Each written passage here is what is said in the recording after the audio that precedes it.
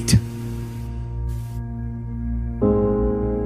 Whatever you want, you got to commit all the way in and think in terms of domination, not a spectator. You don't want to be a spectator, folks. Spectators pay, players get paid. What I want to talk to you today about is like, how do you get to that next level? My whole life, whether I was doing well or doing very poorly, which I have, I've always wanted to know, how do I get to that next place? Okay, how do I get myself individually, as an individual, to that next place? How do I get my business to the next place? How do I get other people to the next place? So when Alex says that he stole my guy, it's true, he did. And I admire him for being a predator. Today, what I want to talk to you about is how to dominate and not compete. The truth is, the fact that Alex could take one of my guys doesn't make him a bad guy. It makes my system weak. I shouldn't resent him because he grabbed somebody out of my organization. Hoorah for him. Would you agree? Shame on me for not having the holes or the links tight enough on my organization that this guy wouldn't leave me. It's not his fault, it's not Alex's fault, it's my fault. So look, in my life, what I'm gonna give you for the next 50 or 60 minutes, look, if you wanna get rich, you wanna be really successful. When I say rich, I'm not talking about money, I'm talking about a rich life. Freedom, time with family, choices, get to do what you want. You get to move where you want, go where you want, do what you want. I've lived in Los Angeles, California for 10 years. I was in La Jolla, California for 12 years before that.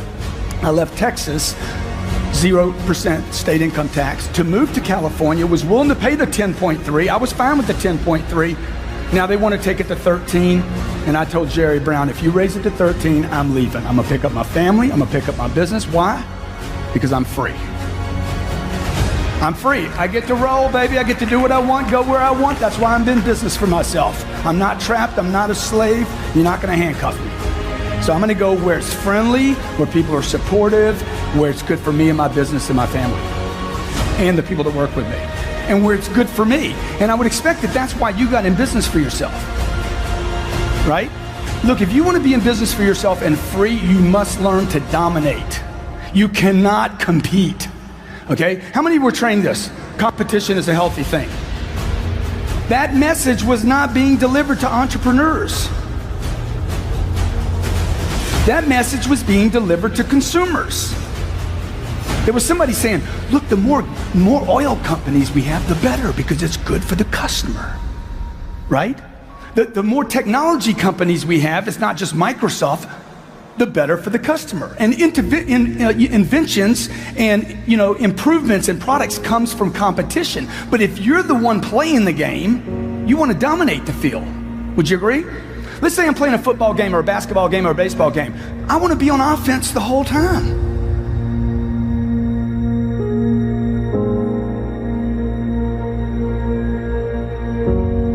Right? If I owned banks, I'd want to own every bank. I'd want the new world order. I'd want to dominate planet Earth, okay? How many of you in the room have an iPhone? How many in the room have a phone that looks like, let me see, where's mine at? I never let go of my phone, ever. You know why? Because this phone is a prospecting tool. This phone is a way for me to stay in communication with millions of people. This is not a phone anymore, right? When Steve Jobs got into the business of printing phones, do you know what his company told him? Stevie, don't do it. Do not do it. Stay with your iPods, bro. Leave the phone alone. Okay? He's like, I'm gonna make a phone so sexy.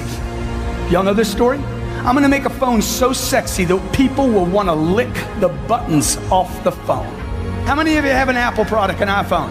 How many of you have licked your phone?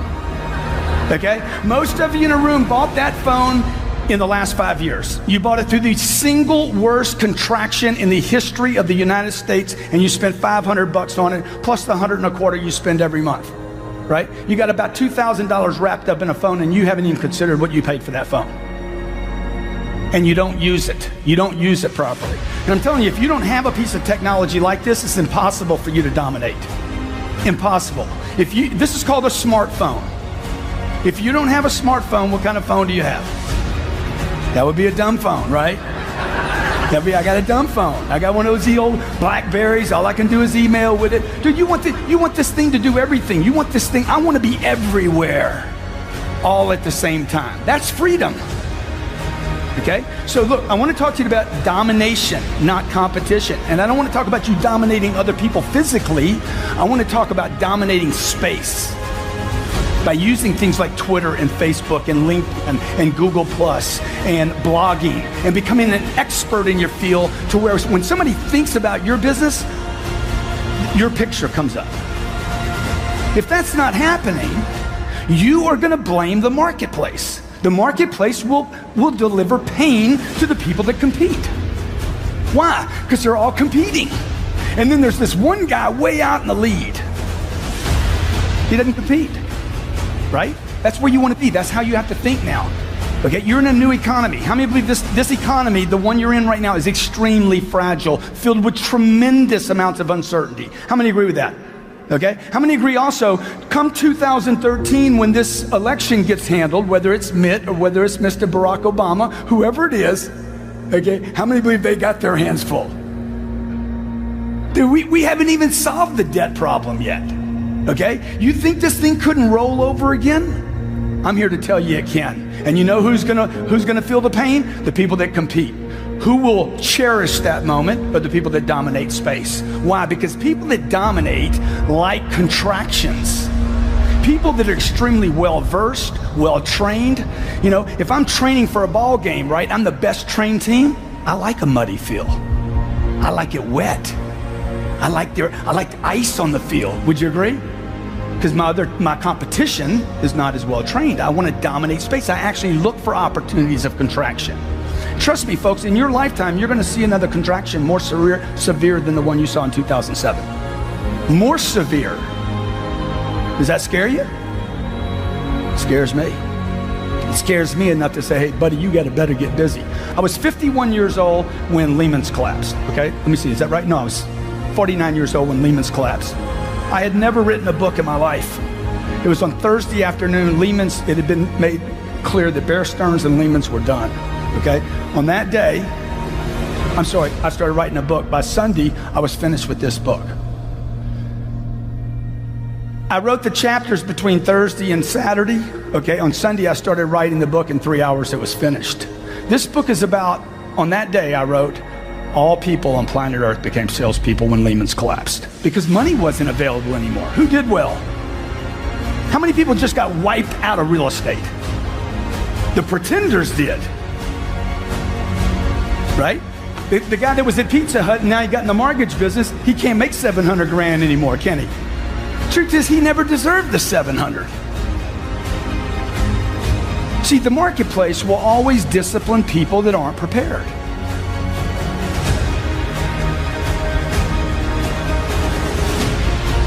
Success loves preparation. It loves it. It admires it. It just flows money back to it. Success loves preparation. And the marketplace will discipline those that are just stuck in the pack. So today I'm not going to talk to you about dominating your market or even dominating your competition, but I want to start thinking about how are you dominating yourself? Like, what do you think the number one thing that most of us have our attention on every day? And one of the things that makes these conferences so beautiful is you get pulled out of some of that noise out there. Would you agree? Who do you think your number one competition, number one problem in real estate today is? Yourself? Okay, who else? Who else could it be? Say again? Absolutely the people around you. Anytime I have production stall in any of my companies, the first thing I look at, I don't look for talent. I look to get rid of people. First thing I do every time, who can I get rid of? I'm looking for somebody to freaking kill. I need to get rid of somebody. You know why? Because I push with so much force into my universe, into my businesses, whether it's buying real estate, apartments, whether it's pushing rents up, whether it's doing my seminar business, my book business. I push so hard that if I'm not getting results all the time, somebody has to be pushing back. Somebody in my organization actually has to have the intention, conscious or unconscious, to hold me up. The first thing I'm gonna do is start getting rid of people. Okay, who is it? Who is it? I'm looking for the cancer in my organization. You know, you talk about people dying from disease. Look, people die from negativity every day. They just got to wait 80 years to make it official. How many of you know negative people? How many in the room have been negative before? You have been negative. You know why? Because the number one dominating force on planet Earth is the media.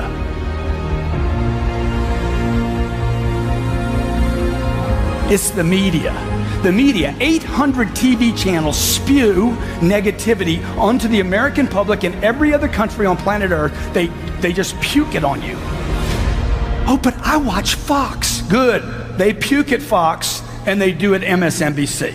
It's just you're in agreement with the puke. I got some conservative puke. I got some liberal puke. Right? And you got Stossel in the middle. He's like, okay, I'm just an independent puker. Dude, puke is puke. Would you agree? Just because you got used to it. Oh, I like O'Reilly's puke. I like Hannity's puke. I use every one of the news channels. If you'll see me on TV doing news one day, okay? I don't watch news. I make news. See the shift? You see the slight shift? Don't watch the news. Decide when you leave here today to make the news. Right? You don't read the newspaper, you write newspaper articles. You don't read books. Yeah, read them, but learn to write them. And you don't need to spend a lifetime writing a book. This was 3 hours. Okay, we sold 40,000 copies of this one book and it was self-published. It's never, ever, ever been in a bookstore. A guy writes me, says, man, you got misspelled words all in that book. I'm like, yeah, so what, where are they? 123, 128, 134, 165, 120. I'm like, yeah. And bad grammar too. I'm like, yeah, what's your point, dude? Because man, you got misspelled words in the book. It's a bestseller, bitch. The word bitch, look it up in the dictionary, means a complainer, a whiner, an excuse maker. I wear a little band on my pin here, on my wrist here. It's a little black band, and it says, champions dominate. And on the other side, don't be a little bitch. That's right.